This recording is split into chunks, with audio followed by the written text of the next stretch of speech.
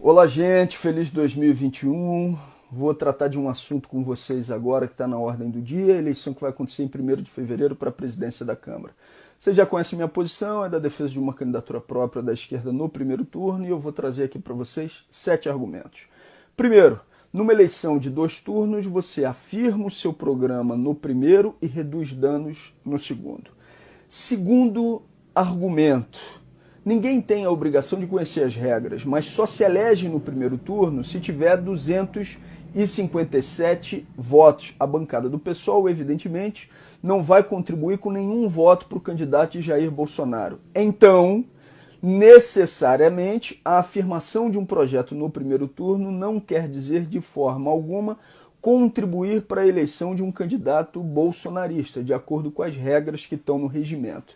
Ponto de número 3, e talvez o mais importante, existe uma estratégia liberal para isolar a esquerda. Há um ensaio nessa eleição para a presidência da Câmara, para a eleição que vem daqui a 2 anos para a presidência da República. Eles querem manter uma falsa polarização entre direita liberal fantasiada de centro e extrema direita. Se eles puderem, deixam essa disputa entre Bolsonaro e Moro, Bolsonaro e Rodrigo Maia, Bolsonaro e Dória, mas se unem como bloco para a aplicação da mesma agenda econômica ultraliberal. A esquerda tem que afirmar um projeto que possa encantar as pessoas. A gente não pode aceitar esse isolamento. Ponto de número 4, não há compromisso público do Rodrigo Maia, nesse tal bloco, em deixar de pautar matérias que são prejudiciais ao Brasil ou pautar matérias que são positivas. Na entrevista que ele deu no dia 28 de dezembro para a Folha de São Paulo, a pergunta foi a seguinte: há o compromisso com a oposição de não pautar privatizações? A resposta dele foi: não há compromisso de deixar de pautar matéria alguma. Ué, então, como é que você entra num bloco sem um compromisso de pauta da agenda nacional? Ponto número 5. Para que a gente derrote Bolsonaro, derrote o fascismo, é fundamental o apoio popular.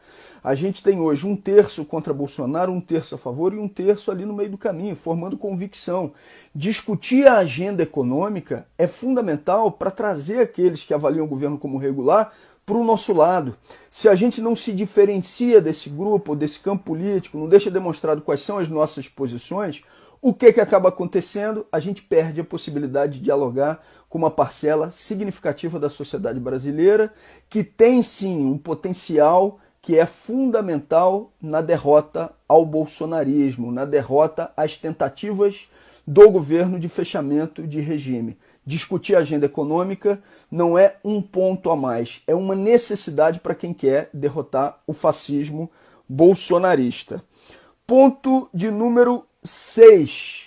Presença em comissão ou presença na mesa que não seja a presidência não define agenda. Quem define agenda na Câmara dos Deputados, de acordo com o que dispõe o regimento, é o presidente da Câmara ouvido o colégio de líderes. Então essa história, ter uma vice-presidência é importante para a definição da pauta. Não.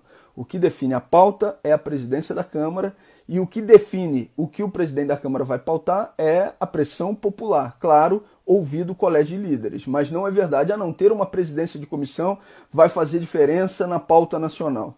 Não é isso que faz a diferença na pauta nacional. É importante que isso seja dito de maneira bastante evidente. E o ponto de número 7. A luta prioritária que a gente tem que fazer para derrotar o fascismo bolsonarista e para derrotar aqueles que estão auxiliando na aplicação da agenda ultraliberal tem que ser necessariamente para fora, para além dos espaços institucionais, dialogando com a população brasileira. A esquerda tem essa obrigação. Se a gente fica completamente dependente dos canais institucionais, sem mobilizar o povo contra o governo, com a terceirização permanente à institucionalidade para soluções para os problemas do Brasil e para as tentativas de Bolsonaro de fechamento de regime ou de aplicação da agenda ultraliberal, se a gente não mobiliza, repito, o povo de maneira permanente, a gente não vira esse jogo. É porque eu acredito num projeto de esquerda, é porque eu acredito na mobilização popular, que eu considero que a gente não pode perder a oportunidade, no mês de janeiro, a esquerda apresentar o seu projeto e mostrar o que defende para o Brasil, sem ficar dependente dessa falsa polarização entre extrema-direita, direita liberal que se fantasia de centro, que se unem para a aplicação de um mesmo programa econômico. A esquerda não pode deixar de mostrar a sua cara.